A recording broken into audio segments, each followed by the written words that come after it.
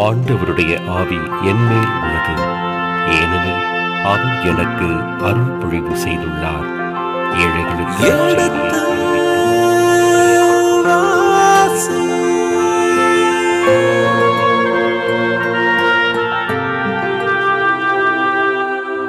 எடுத்து வாசி.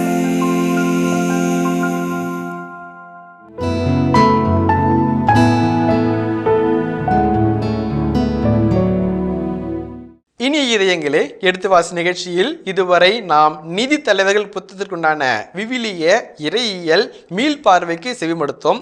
கடந்த பகுதியின் தொடர்ச்சியை இன்று தொடங்குவோம். வாருங்கள் நிகழ்ச்சிகள் சொல்வோம். உங்கள் சார்பாக தந்தை அவர்களுக்கு வணக்கம் சொல்லி நிகழ்ச்சியை தொடங்குவோம். வணக்கம் தந்தை அவர்களே.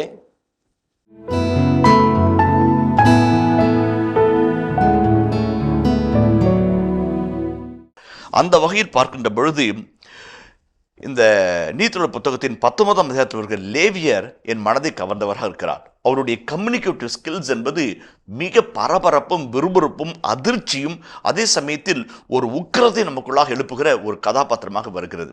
அவருடைய மனைவி படரால் மானபங்கப்பட்டு சீரழிக்கப்பட்டு கொல்லப்பட்டார். என்ன செய்வது, இப்படிப்பட்ட கொக்கரை கூட்டத்தின் முன்பாக என்ன செய்வது என்று அவர் செயலற்ற மனிதராக இருக்கலாம். இல்லை, என்ன செய்தார்? உடலை எடுத்து வந்தார், கூறு போட்டார், 12 கோத்திரங்கள் அனுப்பி இதுதான் உண்மை, இதுதான் நடந்து, ஆண்டவருக்கு பணிபுரிகிற எனக்கே இப்படி என்றால் சாமானியனுக்கு என்ன ஆகும்? இந்த சமூகத்திலே பாதுகாப்பு என்ன? அவனுடைய வாழ்வுக்கு உத்தரவாதம் என்ன? உங்களுடைய நீதியின் குரலுக்கு பதில் என்ன என்று சொல்லாமல் சொல்லுகிற ஒரு அழகான செயல்பாடு. Terrible communication. எந்த நீதி தலைவரும் செய்ய இயலாத ஒன்றை அவர் சாதிக்கிறார். அந்த கதாபாத்திரத்துக்கு பெயர் இல்லை, அந்த கதாபாத்திரத்துக்கு முகவரி இல்லை, அந்த கதாபாத்திரம் அந்த அதிகாரத்தை தாண்டி ஒரு தொடர்ச்சி இல்லை. ஆனால் 12 கோத்திரங்களையும் ஒன்றிணைத்து ஒரு கோத்திரத்துக்கு எதிராக போர் விளக்கத்தை ஆரம்பித்து வைத்த அந்த திரியை பற்ற வைத்த ஒரு கதாபாத்திரம். அந்த கதாபாத்திரம் கம்யூனிகேட்டிவ், வெரி வெரி இம்பார்ட்டன்ட்.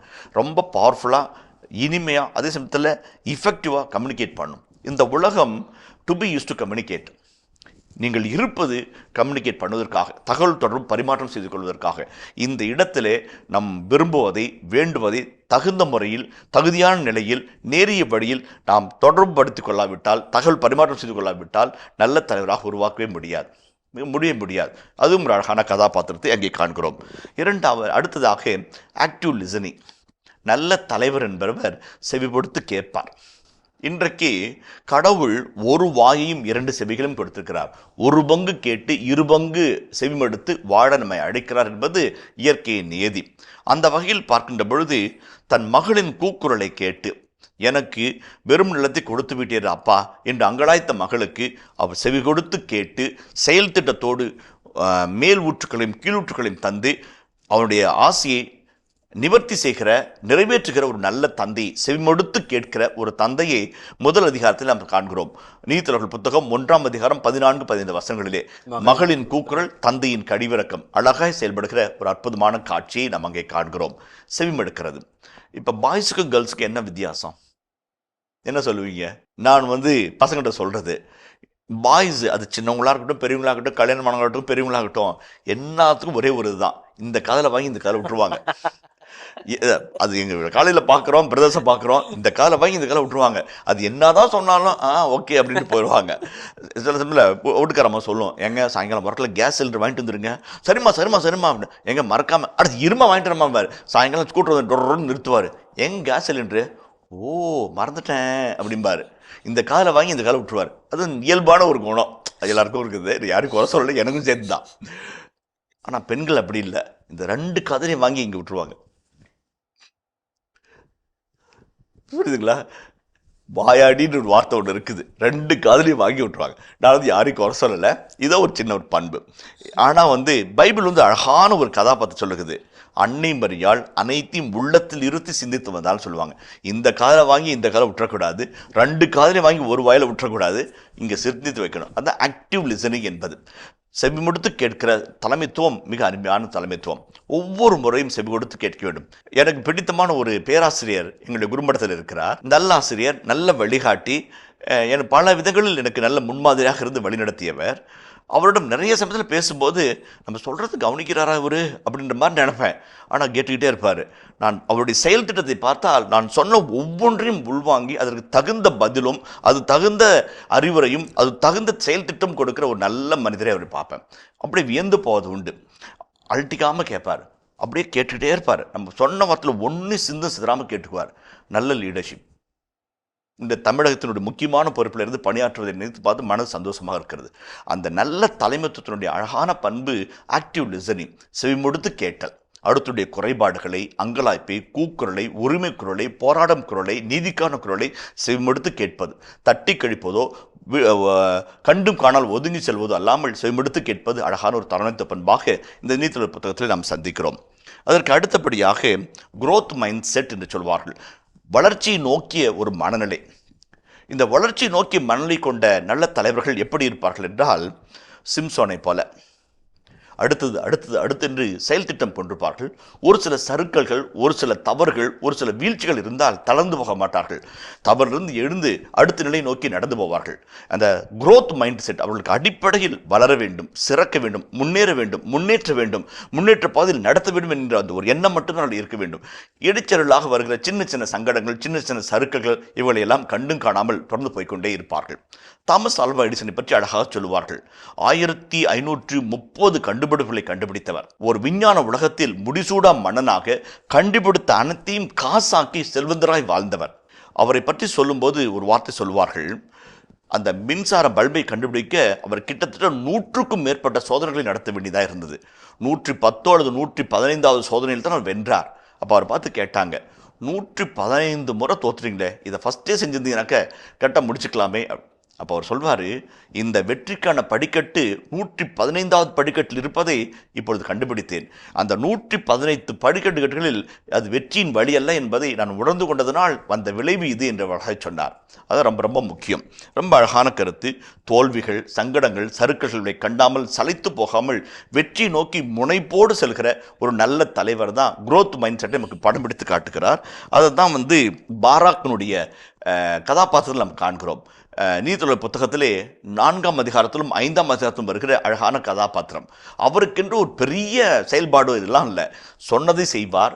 நீ வராவிட்டால் நான் வரவில்லை என்று தெபோரிடம் அவர் சொல்வார்.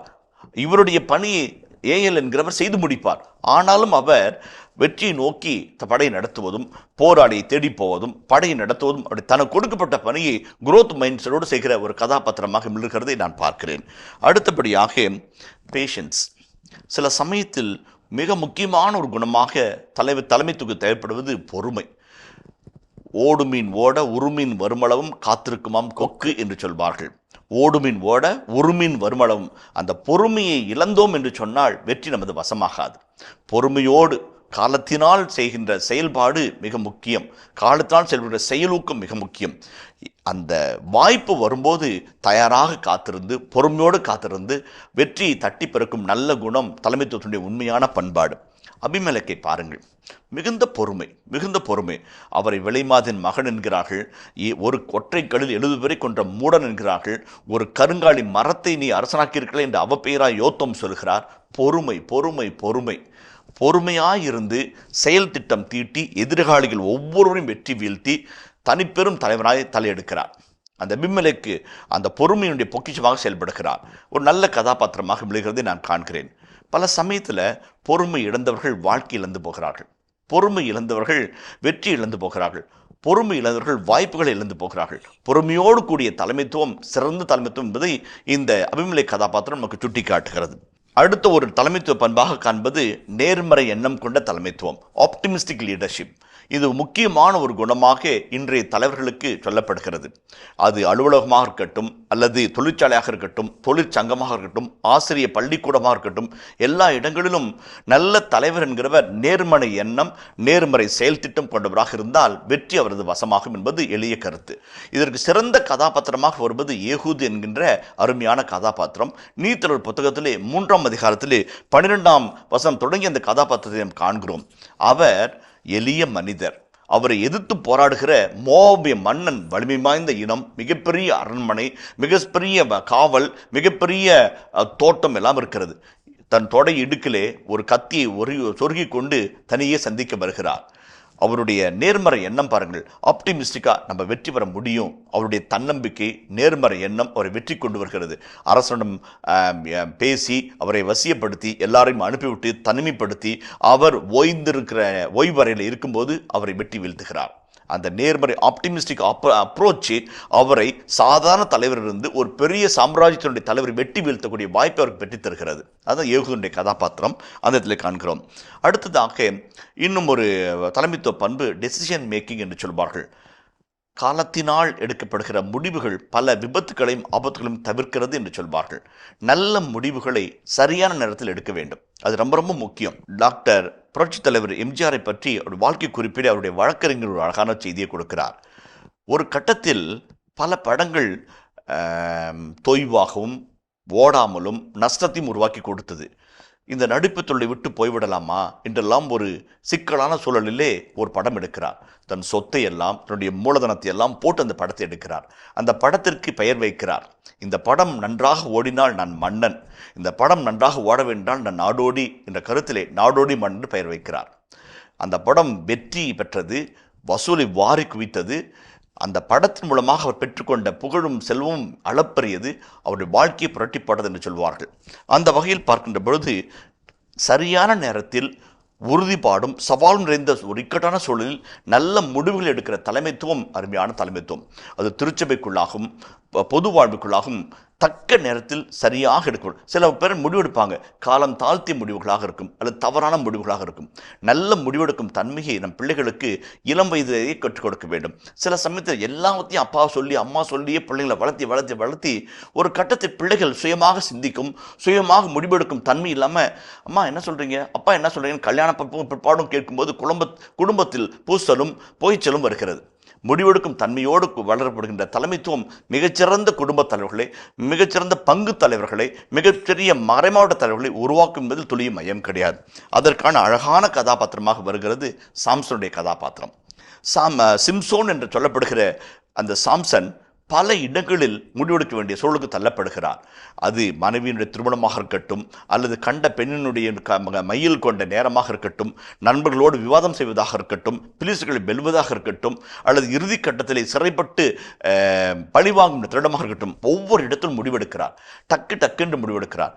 சீரிய சிறந்த சறுக்கல்கள் இருக்கத்தான் செய்கிறது, ஆனால் தொடர்ந்த ஒரு நல்ல முடிவு அவருடைய வாழ்க்கைக்கு ஒரு திருப்பத்தை உருவாக்கி தருகிறது. முடிவெடுப்பதற்கு இணையான ஒரு கதாபாத்திரமாக, நல்ல கதாபாத்திரமாக சிம்சனுடைய கதாபாத்திரத்தை நீதிமொழிகள் புத்தகம் 13-16 உள்ள அதிகாரங்களில் நாம் சந்திக்கிறோம்.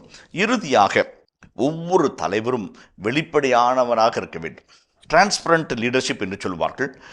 வெளிப்படையான தலைமைத்துவம் இது ஒரு அழகான ஒரு பண்பு. நம் தமிழில் அழகான பழமொழி இருக்கிறது, மடியில் கனமில்லை வழியில் பயமில்லை. கை சுத்தமாக இருந்தால் யாருக்கும் கை கட்ட தேவையில்லை என்று சொல்வார்கள். டிரான்ஸ்பரண்டாக வெளிப்படையாக வாழ்கிற வாழ்க்கை மிக அழகான வாழ்க்கை. அதை ரொம்ப அழகாக விவிலிய நூல்களில் நாம் காண்கின்ற அருமையான ஒரு கதாபாத்திரம் இந்த காலேப் என்கின்ற ஒரு மனிதர்.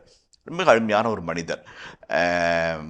சொத்து, செல்வாக்கு, குடும்பம் இவைகளெல்லாம் கடந்து தன் மகளுடைய கூக்குரலுக்கு மிக வெளிப்படையாக என்னிடம் இருக்கிறது, நான் இல்லை என்று சொல்லவில்லை, எடுத்துக்கொள் என்று கொடுக்கிற ஒரு நல்ல வெளிப்படையான ஒரு மனது அந்த குடும்பத்தின் பூசலை. ஒருவேளை அவர் மகள் கேட்ட கேள்விக்கு உனக்கு எதுக்கு நான் கொடுக்க முடியாதுன்னு சொல்லியிருந்தாருன்னா அவங்க குடும்பத்தில் பிரச்சனை, அவருடைய உறவுகளில் சிக்கல் அல்லது உறவு வாழ்க்கையில பிரச்சனை எல்லாவற்றையும் வெளிப்படையாக கொடுத்து என்கிட்ட இருக்குது எடுத்துக்கப்பா, இல்லைன்னா இல்லைன்னு சொல்கிறேன்ப்பா என்கிற ஒரு நேர்மறையான.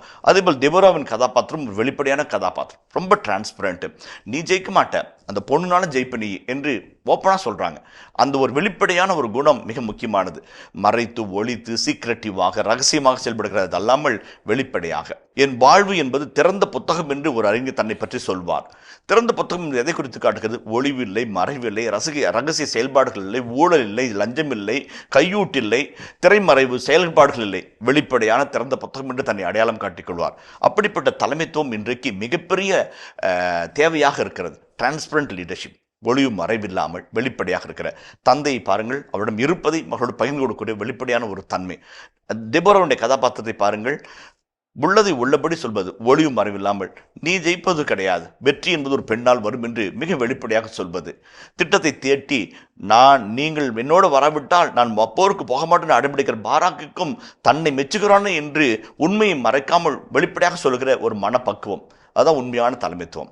ஆக இந்த நீதித்தலைவர்கள் சுட்டி காட்டுகிற 10 குணாதிசயங்களை நாம் இப்பொழுது பார்த்தோம்.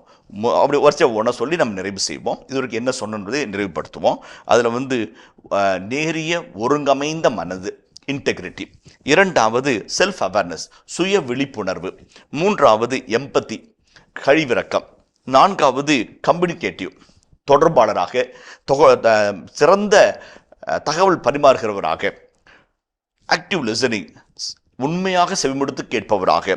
growth mindset, தோல்விகளை கண்டு சளைத்து போகாமல் வெற்றியை நோக்கி முனைந்து நிற்கிற ஒரு மனப்பக்குவம்.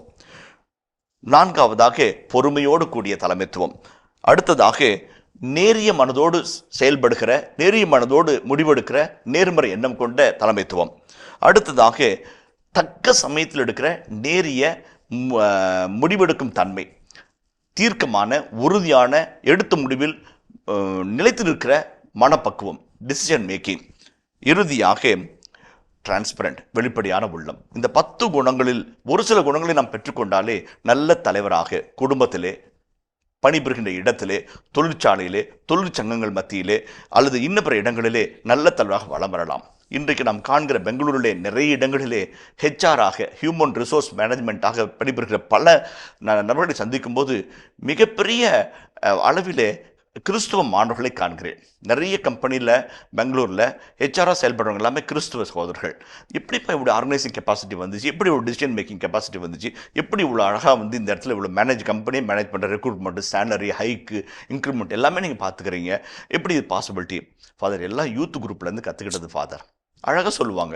யூத் குரூப்பில் ஆக்டிவாக பார்ட்டிசிபேட் பண்ணுறது, அங்கே டிசிஷன் மேக்கிங்கு ஜாயின் பண்ணுறது, ஒன்றா சேர்ந்து வேலை செய்கிறது, முடிவெடுக்கிறது, எக்ஸிக்யூட் பண்ணுறது அங்கே கற்றுக்கிட்டு தான் ஃபாதர். அது அப்படியே டெவலப் ஆச்சு ஃபாதர் என்று சொல்வார்கள். ரொம்ப முக்கியம். திருச்சபை பல்வேறு விதமான பங்கேற்பும் அமைப்பு முறைகள் நமக்கு வகுத்து கொடுத்துக்கிறது. நம்முடைய தலைமைத்துவ பண்புகளை வளர்த்துக் கொள்வதற்கு, நம்முடைய தலைமைத்துவ பண்புகளை மேம்படுத்திக் கொள்வதற்கு பல்வேறு வாய்ப்புகளையும் தளங்களையும் உருவாக்கி வைத்திருக்கிறது. திறந்த மனதோடு, தாழ்மையான உள்ளத்தோடு நம்மையே அந்த அமைப்புகளுக்கு கையளித்தோம் என்றால் வெற்றி நமக்கு வசமாகும். ஒரு நல்ல ஆளுமையை, நல்ல தலைமைத்துவம் கொண்ட ஒரு தலைவர்களை நாம் பெற்றுக்கொள்ள முடியும், நாமே உருவாகலாம் என்பது இந்த புத்தகம் சொல்லுகிற அழகான கருத்து என்பதை உங்கள் முன்பாக வைக்க ஆசைப்படுகிறேன். நன்றி நன்றி தந்தை அவர்களே, மிகவும் சிறப்பாக இருந்தது. இந்த பகுதி ஒரு தலைமை பண்புகள் 10, அவற்றுக்கு ஏற்ற போன்று அந்த எடுத்துக்காட்டுகள் 10, அவர்கள் சொல்லுகின்ற செய்திகள் நமக்கு 10, அவற்றில் ஒரு 2-3 நமக்கு இருந்தால் வெற்றி நிச்சயம் என்று சொல்லியிருக்கிறீர்கள். மிகவும் அழகாக இருந்தது. நீங்கள் சொல்லுகின்ற பொழுதே நானும் கூட என்னை யோசித்து கொண்டே இருந்தேன். நேர்கள் கூட யோசித்துக் கொண்டே இருப்பார்கள், என்னதான் நான் எதுவா அதுவா என்று யோசித்துக் கொண்டே இருப்பார்கள். எங்களை சிந்திக்க வைத்து விட்டீர்கள். மிகவும் நன்றி தந்தை அவர்களே. நன்றி நன்றி, தேங்க்யூ. இனிய இதயங்களே, இதுவரை நாம் எழுத்துவாசி நிகழ்ச்சியில் நீதி தலைவர்கள் புத்தகத்திற்குண்டான விவிலிய இறையியல் மீள் பார்வைக்கு செவிமடுத்தோம். இதன் தொடர்ச்சியை மீண்டும் அடுத்த பகுதியில் பார்ப்போம். அதுவரை இணைந்திருப்போம். இயேசுவுக்கே புகழ், இயேசுவுக்கே நன்றி, மரியே வாழ்க. எழுத்துவாசி நிகழ்ச்சியை தினந்தோறும் பார்த்து வருகிறேன். நாங்களும் சாமியார் ஆனதை போல நல்ல விஷயங்களை தந்தை கூறுகிறார். மறைக்கல்வியில் குழந்தைகளுக்கு பரலோகம் பற்றிய விளக்கம் பசுமரத்தாணி போல் பதியும்படி கற்பிக்கலாம்.